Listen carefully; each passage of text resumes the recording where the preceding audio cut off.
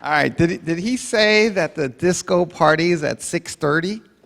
Yeah, is that what he said? Wow, I'm really sad that I'm going to miss that one. Let me advance to my slides here. Oh, wait, let's go back. They put these slides on here. Let me show you. There's the disco party, 6:30. I've never heard disco party and 6:30 at the same time. All right, so let me get to the beginning here. Okay, there we go. All right, so thank you very much for having me. Yes, I was at the march on Saturday, and it was an incredible experience. The part that wasn't mentioned was that I actually went home on Sunday. I live in Phoenix, Arizona. Yeah, I went home, and this is so I can get the Father of the Year trophy. I went home so I can play with my 3-year-old and then come back yesterday and to do laundry. Those are the reasons why I went on, because I was on the road for a couple of days. And the flight attendants on my flight yesterday from Phoenix to DC were the same flight attendants that I had flying on Sunday morning to Phoenix, and they looked confused, and I just told them that I left my favorite pen in the hotel room, and then I was going back to get it. They were very confused by that. So I want to introduce myself. I am Jaime Casap, or Jaime Casap, depending on what language you speak. I'm the education evangelist at Google. I've been at Google for 12 years. I was part of the team that launched Google Apps for Education, that we now call G Suite, into the university space. Arizona State University was the first university to launch it. I launched it with Adrian Sainer at ASU, launched Google Apps in the K-12, launched Chromebooks in education. So my team, I'm like the Yoda on the team. I'm there the longest of anyone else, and so I work across the different teams that are doing things in education and helping and thinking and coming up with new ideas and those types of things. So that's what I work at. That's what my work does at Google. I also travel around the world and get to talk to audiences like this and others about education, innovation, technology, everything from education conferences, to believe it or not, to real estate conferences, or keynoting the American Association of Accountants, right? The point is there's lots of people interested in what's going on in education, and I think we need to involve as many people as possible. So I get to travel around the world and do that, and I collect all my badges. It's my OCD. And so I'm excited to get my badge for today. I'll just add it on top of this one and take another picture. This thing is growing. Now, besides my role at Google, besides the work that I do with the education team, I'm also part of my community. And as part of my community and as part of what I do in the education space, I sit on the board of an organization called inquiryschools.org. And what we do is we focus on bringing these ideas, project-based management, inquiry-driven education into the K-12 system. And as part of that, one of the things that I helped launch in Phoenix, Arizona is a school called the Phoenix Coding Academy. And this is a school that's part of the Phoenix Union School District. It's not a private school, not a charter school, a regular high school, where we took computer science and we embedded into all the subjects that kids are learning in the school. So it's not a computer science track, it's computer science and history, and computer science and biology, and computer science and art, and it's all cross-disciplinary, and this is the school where we're launching this, and it's a new kind of school. The reaction's been great. We're 2 years in, we have freshmen and sophomores in the school. The kids are great, the kids are awesome, the work is great, and we're trying to figure it out as we go. The teachers are fantastic at our school. So besides my role in the nonprofit world and helping build schools, I also teach 10th grade communication skills, or I should say I teach 10th graders communication skills. And when I talk to folks about teaching, I go in about every 3 or 4 weeks. It's the hardest thing that I do. It's on my calendar like next week, and I start thinking about it 6 days before, and I start prepping for it the weekend before, and I go in, I teach 90 kids, 3 classes all day. I'm done at 3 o'clock in the afternoon, and it's like a bus hit me, right? It's the most exhausting day you could have. And when I talk to people about teaching, and I recommend to folks to go into the classroom and teach, bring your expertise into the classroom. When I go in and teach, when I tell people about teaching, I tell them that it's a lot like golf. In that, for those of you who golf will understand this, you could have a terrible day golfing. You could hit parked cars, you could break windows, you can kill birds, terrible day.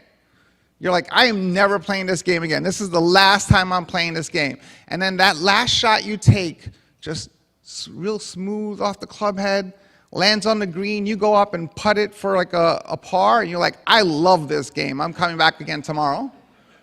That's what teaching is like to me, where you could feel like you're having a terrible day, where nothing's going right, and you might think that kids aren't listening or nothing's getting through, and then you go home at the end of the day and you see a tweet like this from a parent, and you're like, yes, I'm going back tomorrow, right? Where you don't even know the impact that you're having on kids. I had to figure out who JJ was, because I had no idea, right? That's the impact that we have in education. So for me, I think education is the most critical thing that we can focus on. I believe education disrupts poverty. I believe education changes families' destinies. I believe that education is what we use to progress forward. And for me, it's a personal passion, because I'm one of those kids that we often talk about when we talk about who needs education the most. I am a first-generation American, born and raised in Hell's Kitchen, New York. Any New Yorkers in the room? Yeah, it's been a while, because you're usually louder and more annoying than that. Yeah. Let me hear yeah, anyone from New York? Yeah, there you go, that's much better.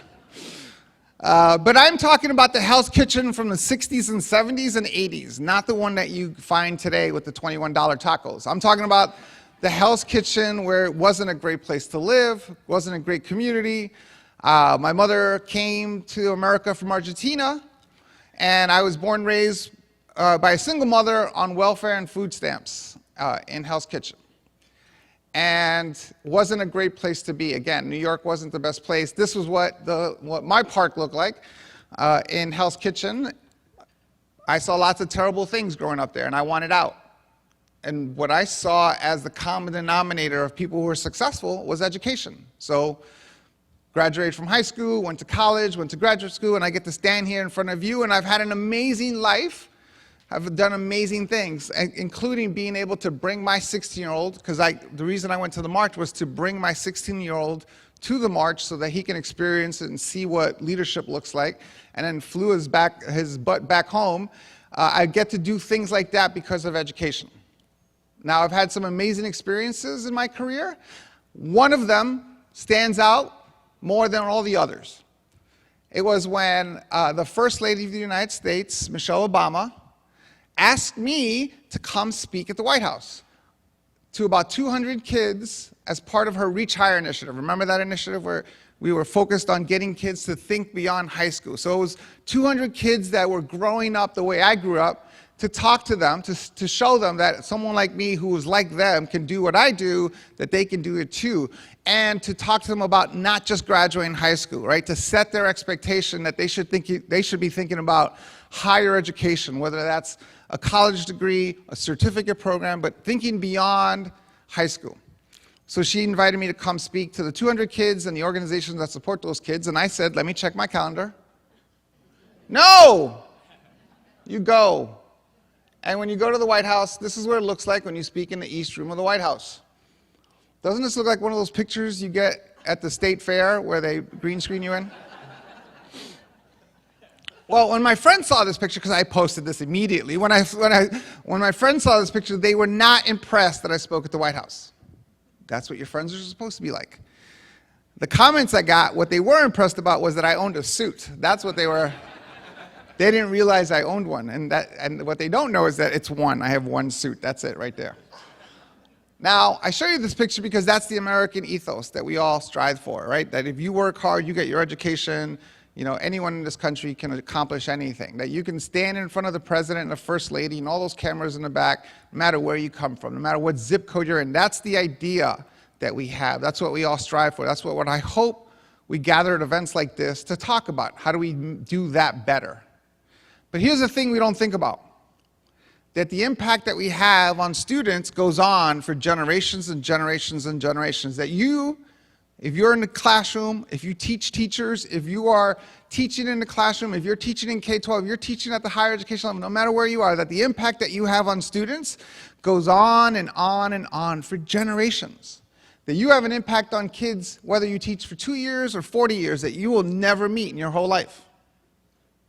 Because now I have my kids. This is them. I have a 25-year-old a 16-year-old, and a 3-year-old. That's right. Some of you just realized I can only handle one child at a time. I like it that way. But my 25-year-old is actually living in Hell's Kitchen, New York, lives about a block from where I grew up, and is working at CNN doing exactly what she wants to be doing in her life, like loves her life, loves the work that she's doing, and she graduated from college 3 years ago with a video production degree, exactly what she wants to be doing, and we never talked about whether she was going to go to college or not.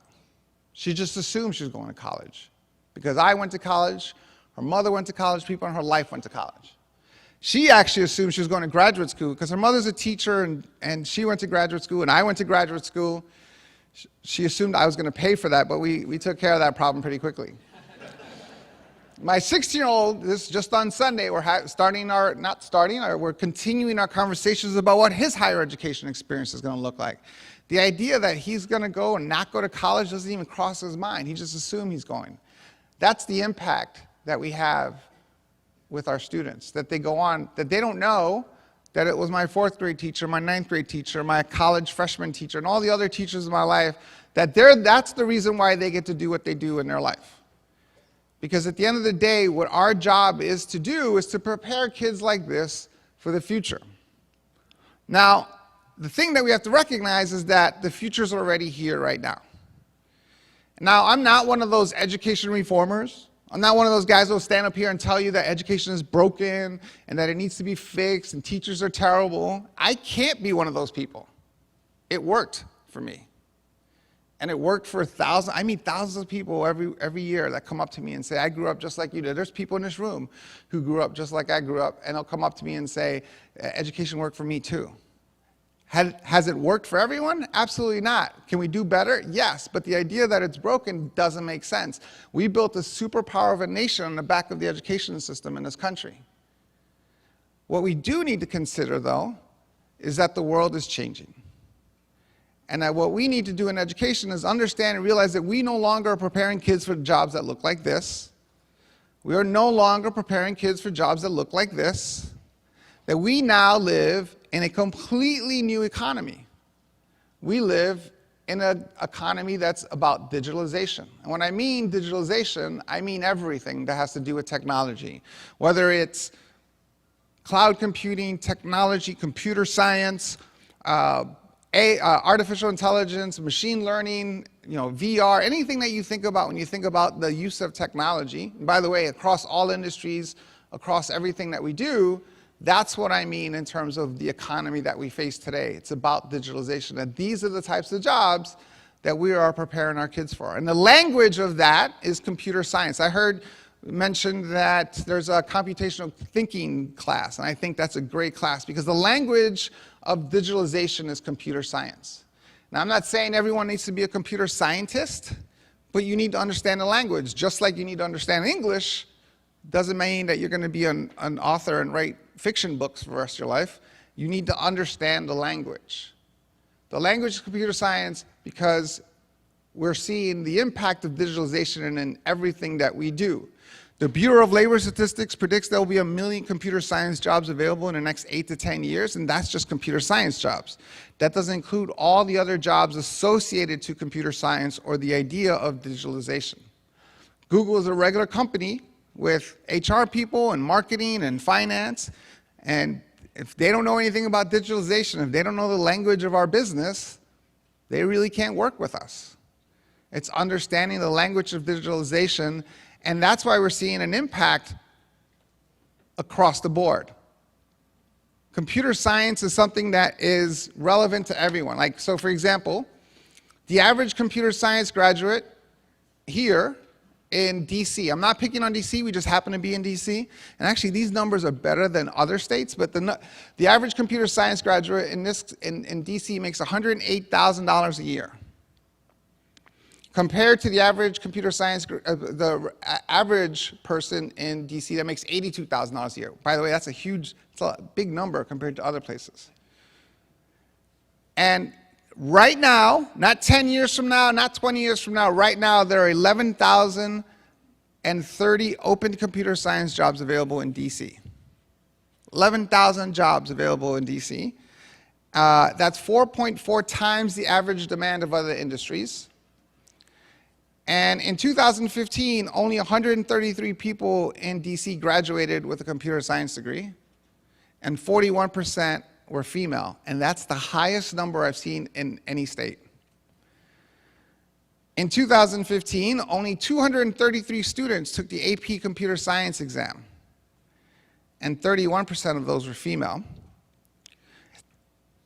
And that's because only 15 schools in DC offer the AP computer science course, and that's 29% of the schools that offer AP programs. There's nothing wrong with AP history, but if my dream job is to teach AP history and be a basketball coach, that's what I want to do with my life. But we need to understand that we now live in a different world, and we have to think about what digitalization means across the board, because the role of digitalization has been here forever. This is not a new concept. Later this afternoon, I'm going to get on the plane, and I'm going to pretend like I put my phone in airplane mode, like all of you do. But we've been putting computers on airplanes for a long time. This is a hard drive that's being loaded onto an airplane in 1956. Now, if you were a business in 1956, you could lease this machine to do computational work, to do storage, to do data things. You could lease this for about $3,200 a month in 1956 dollars, which is about $30,000 a month now. And it's a 5 megabyte hard drive. What's 5 megabytes worth today? The same is true in education. We've been dealing with digitalization and technology in education for a long time. Motion pictures were going to revolutionize education in the 1900s. Television was going to do it in the 1950s, and we've been talking about computers in education since the 60s. I took a computer class when I was in 9th grade, which was like 100 years ago. I was told that computers were going to be important in my future, so I took a computer class, and I learned how to program in BASIC. And maybe some of the old people like me in the room will remember this program, because it was a national program. I learned how to program in BASIC, and I wrote 5,000 lines of code to make a bird fly across the screen on a Commodore 64. You guys remember that? For those who don't know what I'm talking about, it wasn't a bird. It was literally a dash line that just went up and down like this. And I'm like, this is why computers are going to be important? So we've been talking about computers for a long time. What's different? Why do we feel more pressure? Why are we talking more about the role that technology has in education across the board? A couple of things I think are going on. First, we know, especially in this room, I was so excited to talk to you guys. We know what good education is.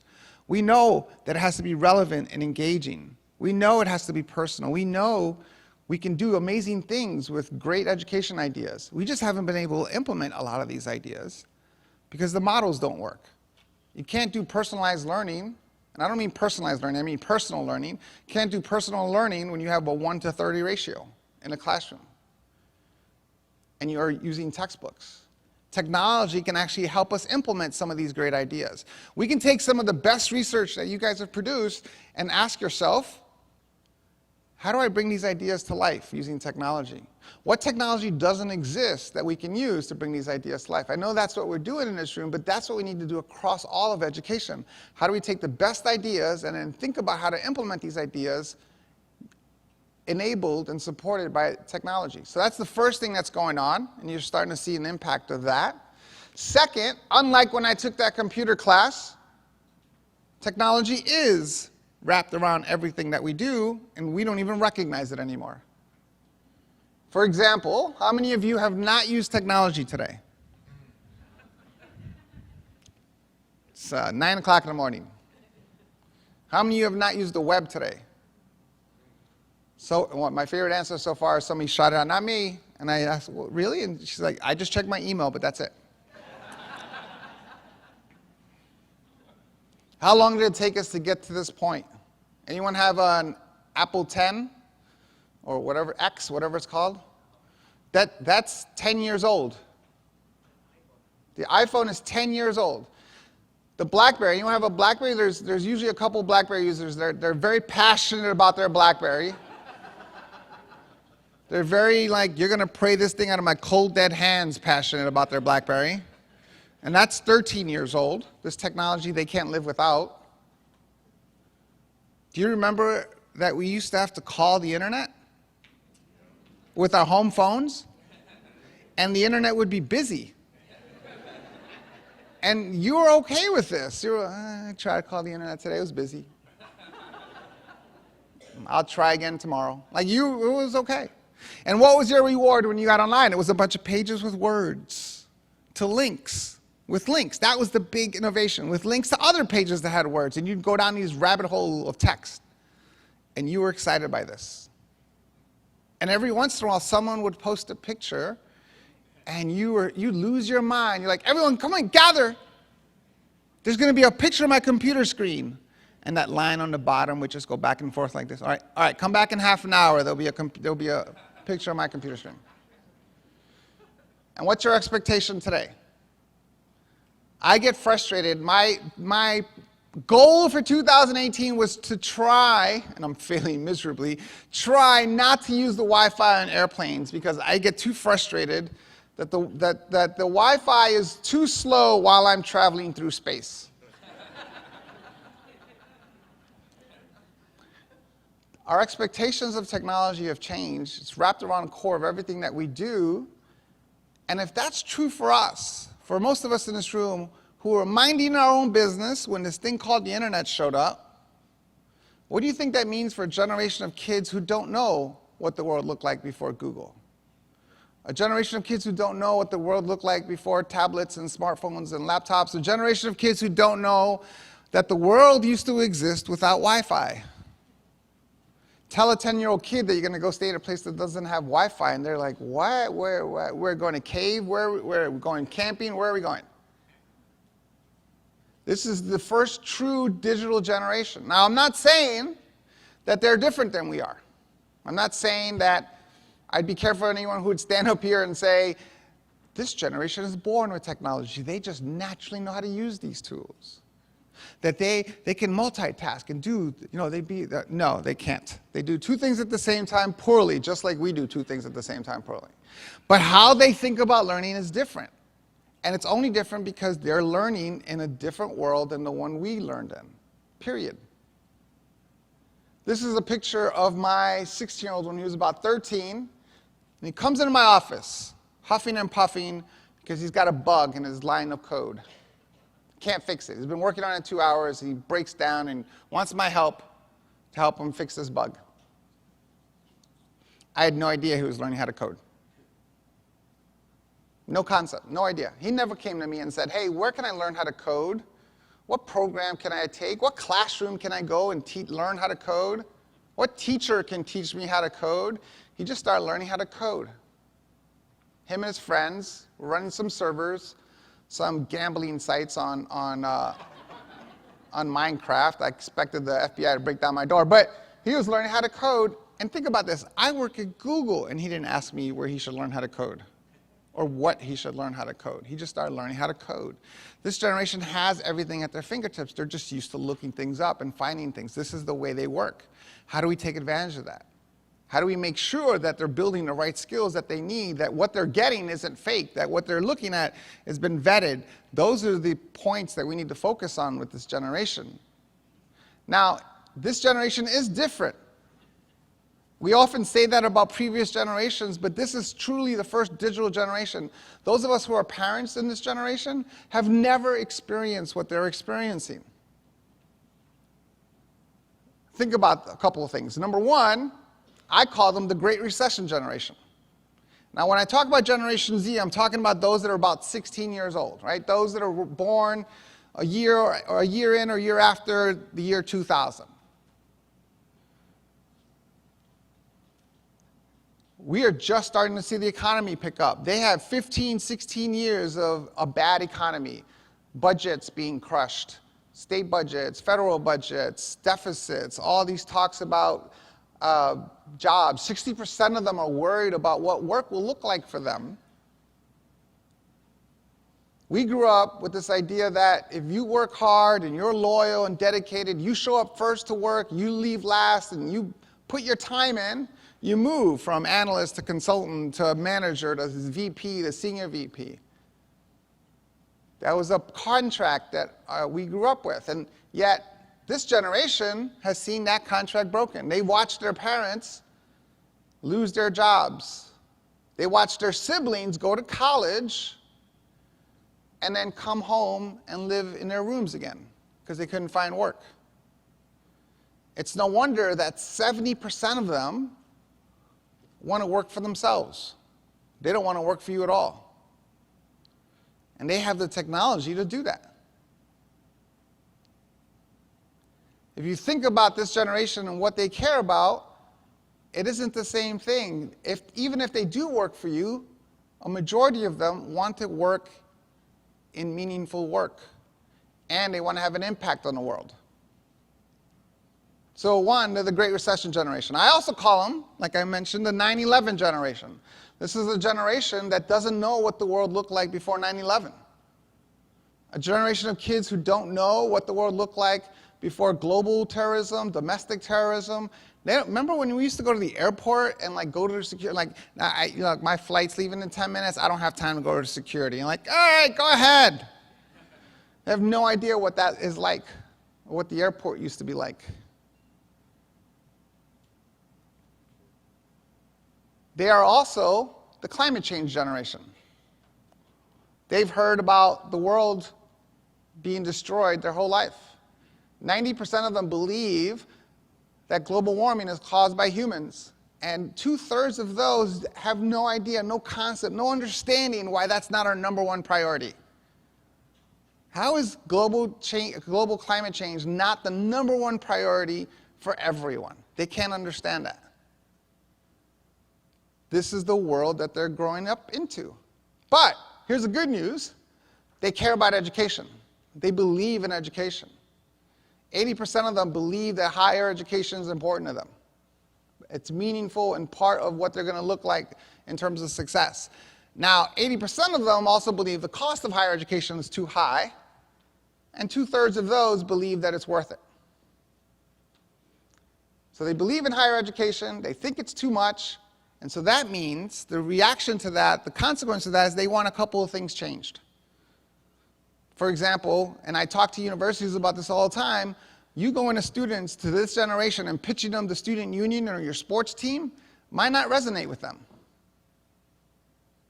They want the experiences, they want the courses, they want the professors, they want the work, but they don't necessarily need a really good gym or a sports program or what the union looks like.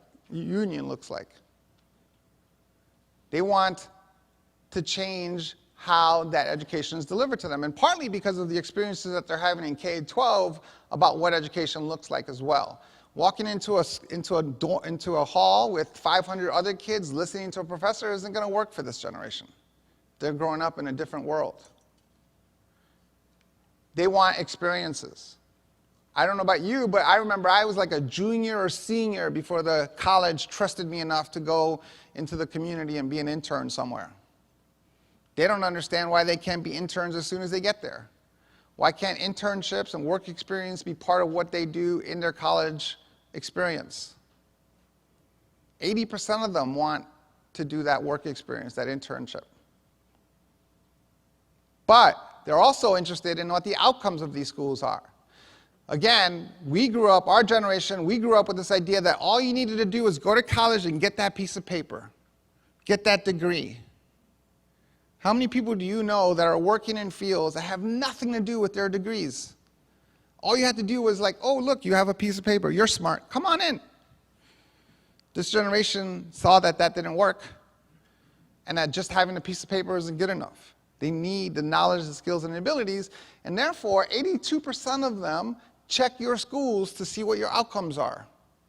Check to see employment data, check to see placement, check to see on LinkedIn how many people graduated from your university and what are they doing today. So how do we present information to them that makes sense? Now, The reason why they're so uptight about all this is because think about the world that they're facing. We already talked about what we're not preparing our kids for, so let's talk about what we are preparing them for. We're preparing them for jobs where people don't do any work, where machines are doing a lot of the work. And even if they can find human jobs, there's a good chance that those jobs are going to be done by things that look like this. In my weird head, I spend most of my time walking around the world, looking at people's work, looking at their jobs, thinking, is this a robot's job or is this a human's job? And how much longer? I predict, like, how much longer would that person be doing a job like that? And even if they can find a job that people do, there's a good chance that those are going to be impacted in one way or the other. Someone drove me to the airport, then someone drove me on an airplane, and then someone drove me to the hotel. 4.5 million people make a living in this country driving something. Driving supplies, driving people, driving everything. And you can buy a self-driving car right now. There's a representative in Arizona that drives 19 miles back and forth to work every day, and he gets in his Tesla, sets it on auto, and then reads the newspaper in the front seat. I'm not supposed to be doing that, but that's what he does. What's this technology going to look like in 10 years? We even had an incident with a self-driving car, and I knew Uber got in trouble in Tempe, Arizona, but if you actually look at the footage, not one of you wouldn't have hit that person. Car was driving down 35 miles an hour, and a person just jumped out, and now all of a sudden it's the car's fault. In the dark, by the way. And I'm not defending Uber at all, but I'm just saying that we got to look at this, at the big picture and how this technology is moving forward. But here's the thing we also have to consider. I'm not saying that jobs are going away. What I'm saying is that jobs are changing, or parts of our jobs are going to change, and we're seeing this in real time. Here's the thing we have to consider. Jobs are changing doesn't necessarily mean jobs are going away. So for example, when was the last time one of you walked into a bank, filled out one of those little pieces of paper with that pen that's doing a life sentence, right? And you got online through the rope line, and you went to the front and you said, I would like $20 in cash, please. They would look at you for a minute like, I'm sorry, is this a bank robbery? I don't know what's going on right now. When was the last time you did that? Most of us, if we have cash at all, and there's a percentage of you guys in this room right now who have no cash in your pocket at all, and not just because you're broke, you just don't need it. If you get cash at all, you go to an ATM machine, right? You don't even think about that. That's what you use to get cash. But here's the thing to consider. There are more bank tellers working in banks today than there were when ATMs were introduced in the 90s. They're just doing a different job. They're providing a higher level service. They're not doing the process work anymore. We're seeing this in real time across lots of industries. You recognize this picture. This is a picture of a supermarket during one of the busiest times of the day. And you're seeing this in real time, right? You walk into a supermarket, you see 10 people doing cashier lines, you have the 15 items or less, and you're counting all the items in your cart, putting back some yogurt because you want to get on that line. You see the people doing what? Process work. They're taking your cans, scanning them, and putting them in a bag, and then watching you use the keypad. This job is so easy, you can do it.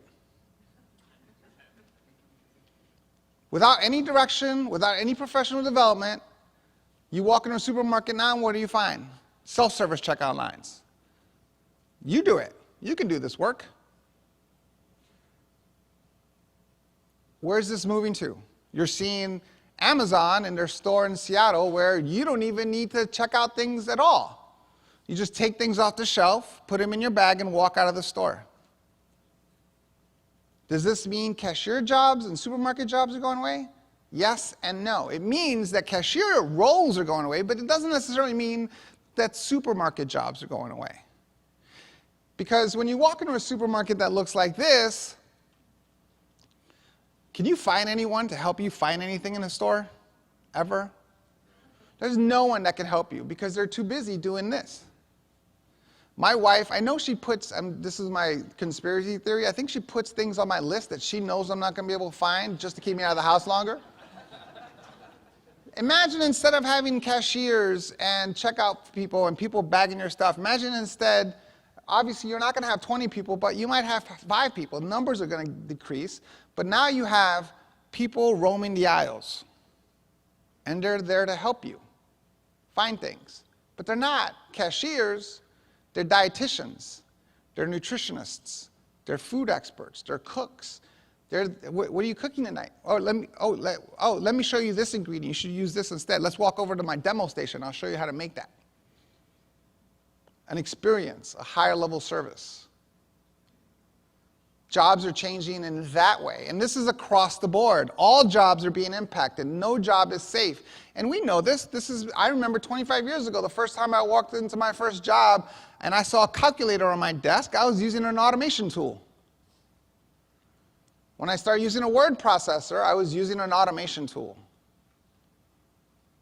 We do this across the board. Some jobs are impacted more than others, but across the board, jobs are being impacted. Whether they're low-level jobs or low-skill jobs or high-skill jobs, there's some degree of impact. So what does that mean? That means we need to consider the skills that this generation needs. Now, I'm going to show you a slide. I worked with the Economist Group a couple years ago, and we asked employers all over the world, what are the most important skills your employees need to have? And I'm going to show you the results of that survey. But I have to warn you, the slide I'm about to show you isn't fascinating at all. It's the same list that we've been looking at forever. There's no one in this room, especially in this room, who doesn't know this list. Problem solving, communication, collaboration, critical thinking, blah, blah, blah. We know this list. We know this list, and we've been talking about this list for so long, we call them 21st century skills. We are 18 years into the 21st century. My 3-year-old will be around in the 22nd century. God willing. When are we going to start calling them 22nd century skills? I coined that. Don't take it from me. We've been talking about this list for so long that we don't even think about what it is that we should be doing with this list, or what is it that we should be focused on with this list. And I want to give you a couple of examples of that. For example, we're still asking kids, what do you want to be when you grow up? There's not a person in this room that's not guilty of asking a kid in the last 10 years, what do you want to be when you grow up? I talk to students all the time, and from 5th grade on, there's not a student that I've ever met in my life who has not been asked that question at least sometimes once a week. What do you want to be when you grow up? That question needs to stop. That question makes no sense. That question used to make sense in the old world that we're from. It doesn't make sense in the new world that they're from. When I was a kid, you can ask me that question because, there were like 100 jobs. There were stable jobs. We know right now that the jobs of the future don't exist today. 60% of the jobs don't exist. Jobs are changing every day. Automation technology and digitalization is impacting all jobs, shifting all jobs on a continuous basis. I'm working in a job and for a company that didn't exist 20 years ago and couldn't exist 30 years ago. What role, what business, what industry doesn't exist today or can't exist today that's going to exist in 20 years? That question makes no sense. No wonder kids can't answer it. Instead, what we should be asking kids and students is, what problem do you want to solve? What's the problem that spins in your head? Because the problem doesn't matter. The problem is going to change over time. But the process of problem solving never goes away. Because the more important question when you ask a student what problem you want to solve is the second question, which is, what do you need to learn to solve that problem?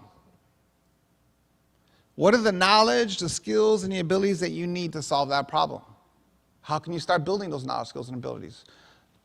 They have the world at their fingertips. What classes could you be taking at our university, at other universities, at what school? Who could be teaching these? Who could be a mentor to you? Who's out there solving this problem now, and how can you start working with them? My favorite emails are usually from students who say, "Hey, I've been following you. I know who you are. I got something I want to talk to you about. There's a problem I want to solve in education. I'd love your feedback."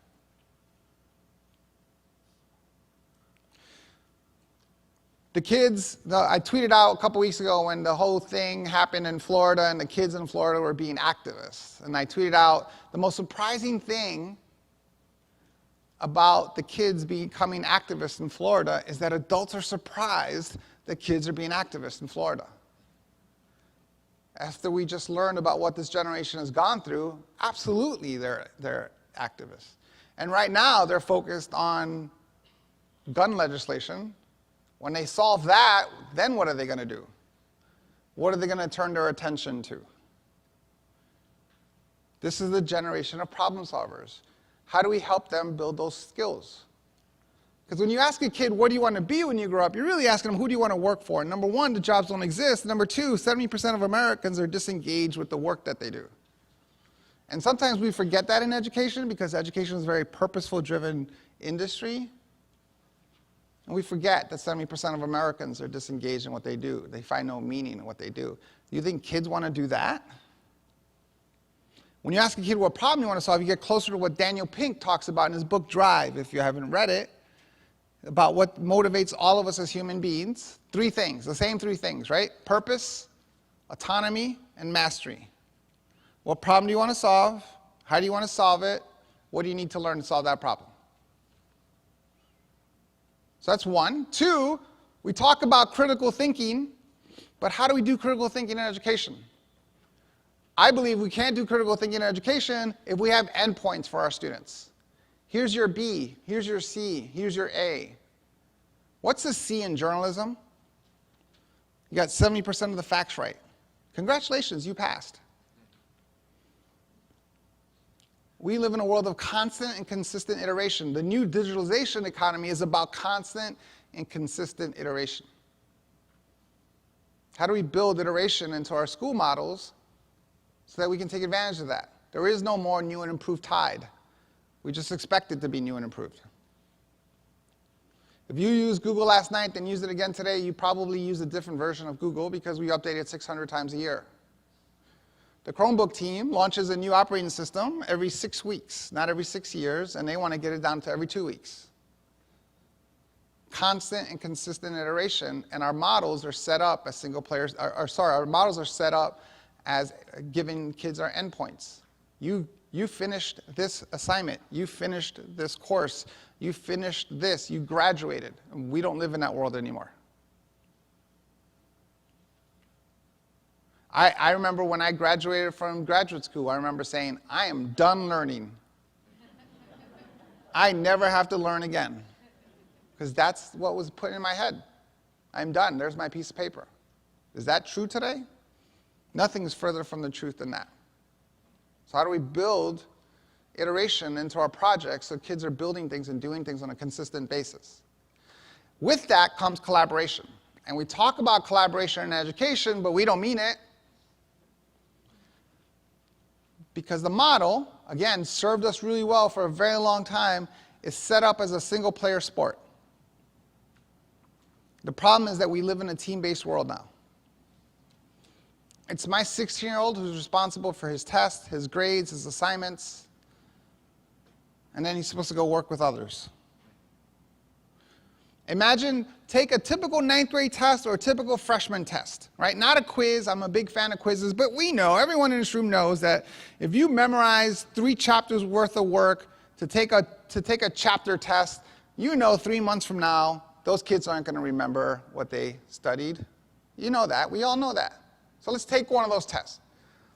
And at the end of the test, 2 kids from the back of the classroom come up to the teacher or the professor and say, well, we were sitting back there, and I realized that there were some answers that she knew, and there were some answers I knew, so we combined our skill set and worked on this together. What would your reaction be? Why are we teaching 16-year-olds that collaborating is cheating? Flip that into my world. Flip it into your world. I go to Sundar, the CEO at Google, and I say, here's the education plan for 2019. I did it all by myself. I'm sorry, what, you're asking me, did I work with anybody on this? No, I swear I didn't work with anybody on this. Does my team know about it? No, of course they don't know about it. I wouldn't let them look at this. How long would I have my job for? How do we build real collaboration into our models? Real collaboration, the ability to listen, the ability to ask questions, the ability to change your mind based on evidence that you're presented. The ability to build consensus and influence. One of the things that we're looking for at Google, and somebody asked me at the table, what are the things that you look for at Google? One of those things is called leadership. And do you think by leadership we mean, can you tell people what to do and they'll just follow you out of fear? No. We're asking, can you influence? Can you build consensus? Can you collaborate? Can you take a step back and let someone else lead? How do we build real collaborative models into our school system? That's what we're trying to do in my organization at Inquiry Schools, where we do this, right? It's not about group work. It's not assigning 5 kids one paper that they need to write, knowing that one kid's going to write it and the other 4 are going to skate by or pay the guy off to write it. Real collaboration, real work that kids are working on together. So what I think we need isn't so much of any kind of new system. We don't need to break down education. We just need a culture shift. We need to understand that we are now preparing kids for a different future, and that we need to adjust according to that future. That we no longer are about putting information in kids' heads because information is a commodity. It has no value. What is valuable is what we do with that information.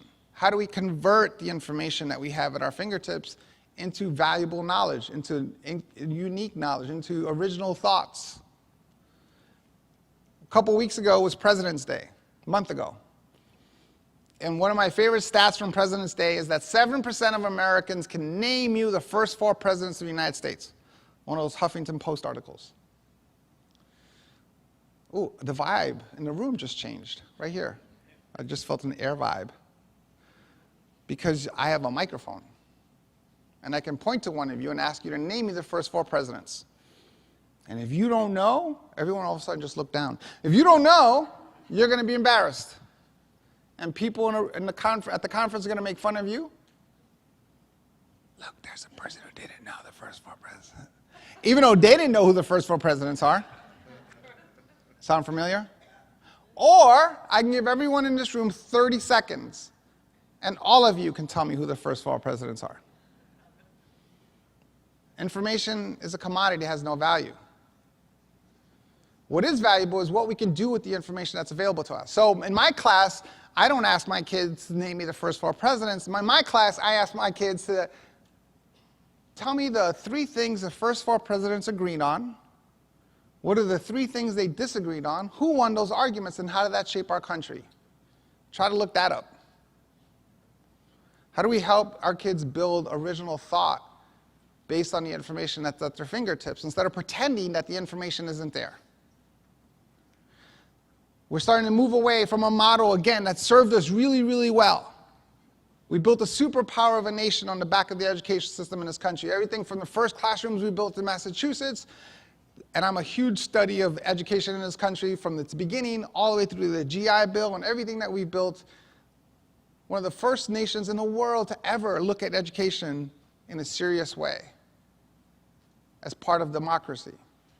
How do we move from a model that we know served us well but no longer is adequate for the economy that we face and that we know might not work so well, and move into a model where we know what works, where kids are making things and building things and working together, and they're collaborating and they're iterating and they're doing the things that make sense to them because they're interested in it.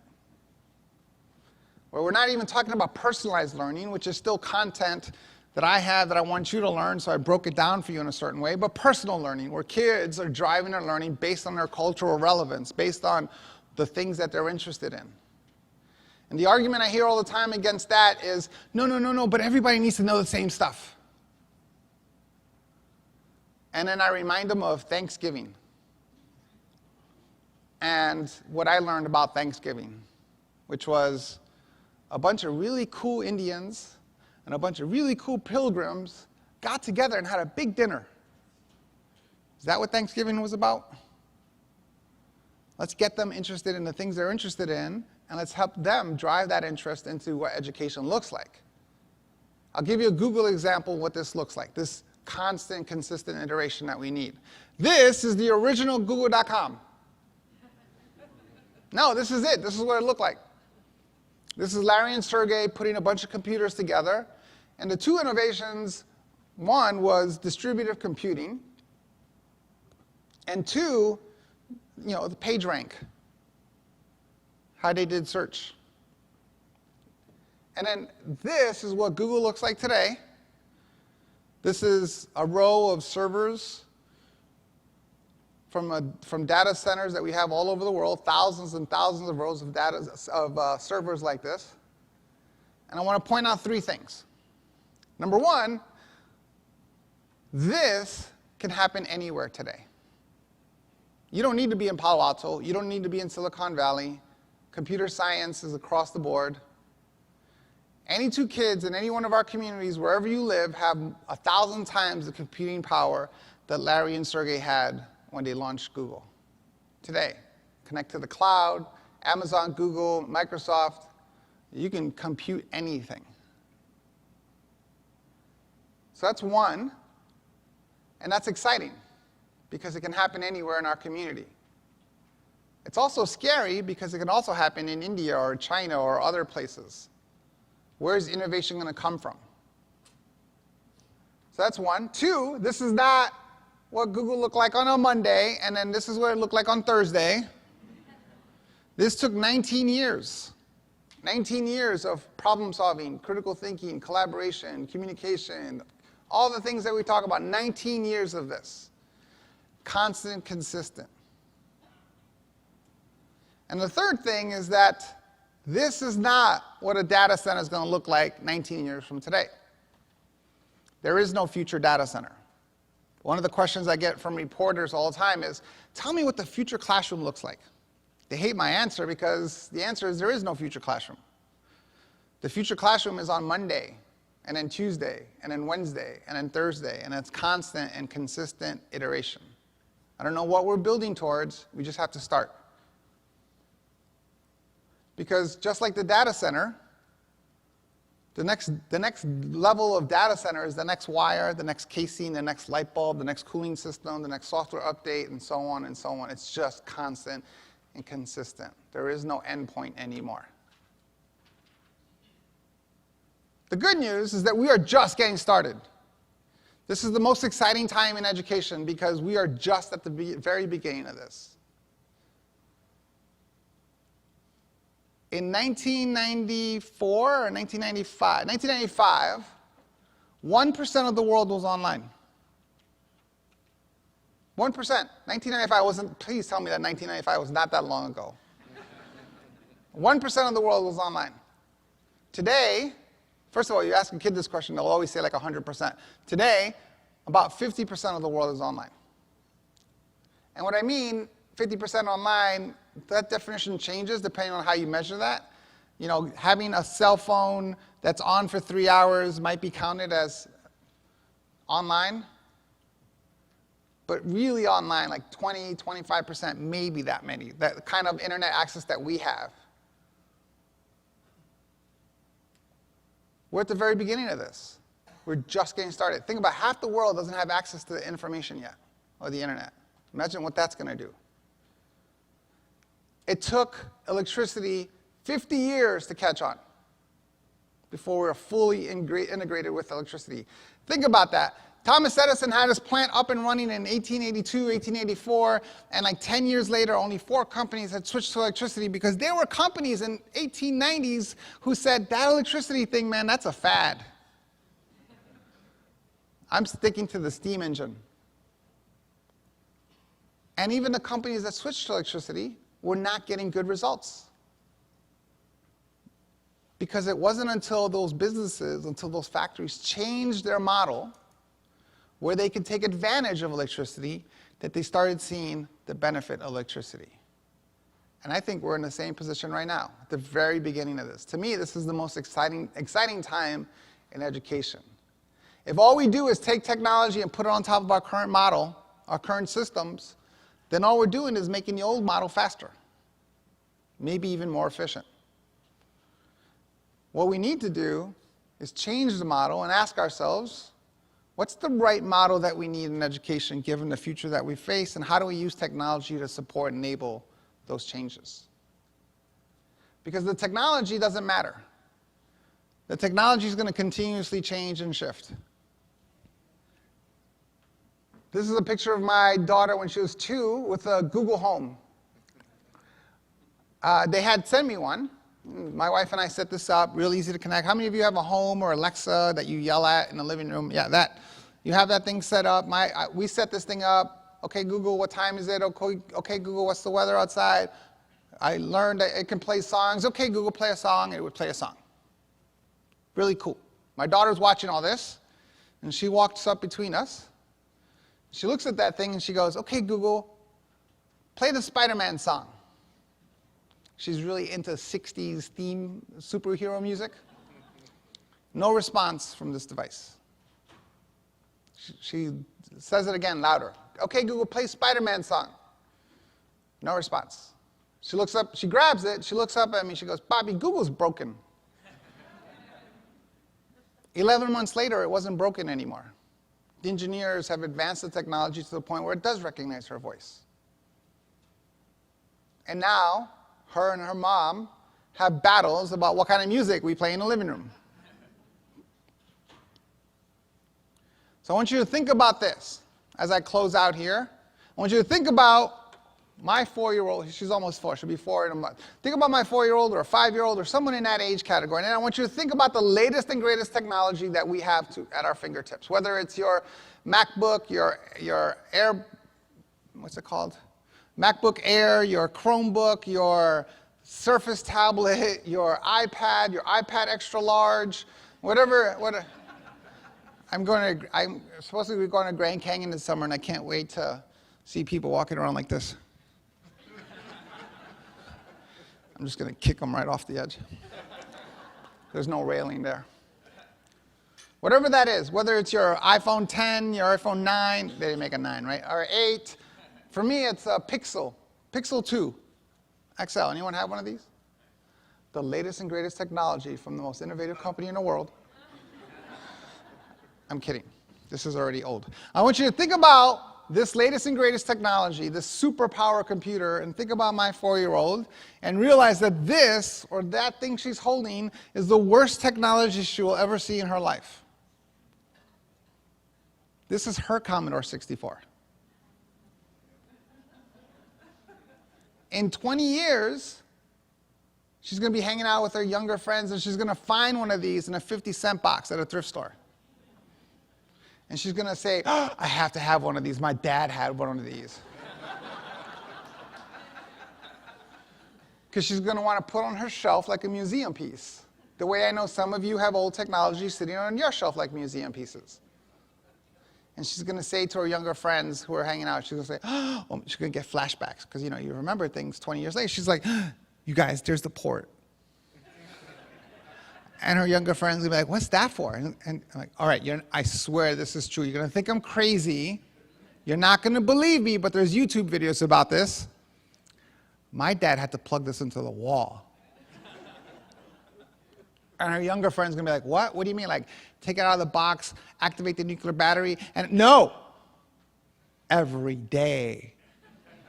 For hours, he had this thing plugged into the wall. And her younger friends are going to be like, oh my God, how do they live like that? Those are the kids who are coming into our school system. This is the generation that's coming into our system all the way from kindergarten through graduating college. What is the model that we need in place? What are the processes that we need to create? What are the models that we need in place so that these kids with technology as part of their lives can learn the knowledge, the skills, and abilities that they're going to need to solve the problems that they face. That's why I hope we gather at events like this, to have those discussions. Thank you guys very much.